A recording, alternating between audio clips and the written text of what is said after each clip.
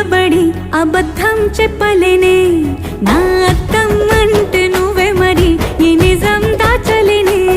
ఆ అద్దం ముందు నిలబడి అబద్ధం చెప్పలేనే నా అద్దం అంటే నువ్వే మరి ఈ నిజం దాచలేనే